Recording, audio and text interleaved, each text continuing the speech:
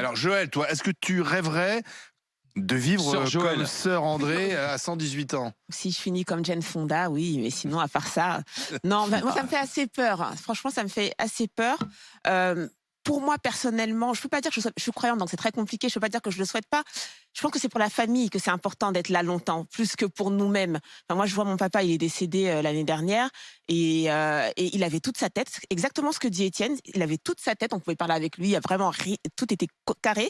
Mais quand le corps ne suit plus, et ça a été très, parce que là, il y a la question de la dignité qui vient en jeu. Et ça a été très difficile pour lui d'être assez dépendant de nous, notamment de mes derniers frères et sœurs, parce qu'on devait tout faire pour lui et que, bah, comme disait, bah, torcher et tout, etc. Enfin, Ouais, sa toilette voilà, et tout ça, la il n'y arrivait toilette, plus, tout. c'est ça. Alors qu'il avait Et toute sa il tête. avait toute sa tête, mais jusqu'au dernier jour, on pouvait discuter avec lui de tous les sujets, se rappeler de tout. Mais et donc c'est vraiment compliqué cette question-là. Et on a tous envie en fait d'être toujours fringants et toujours s'occuper de nous-mêmes jusqu'à notre mort, mais c'est pas possible.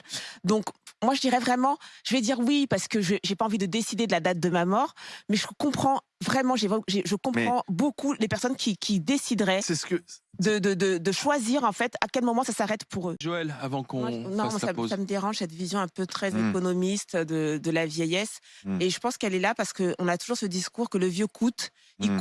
il pèse. J'ai pas envie de faire peser ça sur mes enfants parce qu'il y a des pays, le vieux c'est le sage, il est extrêmement respecté, il est choyé, et on n'a pas ça en France. Et justement, du coup, on le voit. disparaît un peu partout. Hein. Si non, t'as des pays. Non, non, regarde il y a des cultures qui notamment en regardent ça Afrique, encore. le vieux. Hein. Plus tu prends de l'âge, plus on t'appelle. Moi, on commence déjà à m'appeler maman. Enfin, quand je dis maman, moi pas pour ma l'Europe. fille, hein, mais d'autres adultes commencent déjà à m'appeler maman. Parce Oui, qu'en fait, plus tu justement. prends de l'âge, plus Mais il t'es y a une jeune. sorte de déférence, etc. Non, mais Ils même. vivent pas jusqu'à 120 ans. Hein. Ouais, non, mais même, je veux dire, on voit toujours le vieux comme un poids ici, comme un poids, comme un rebut de la société. Et lui, dans sa tête, il se dit je coûte, Alors, je Willy, coûte, je pèse. oui, Non, mais Joël. là, toi, t'es dans quelque chose de très cartésien, etc. Patricia, elle est dans la beauté du monde.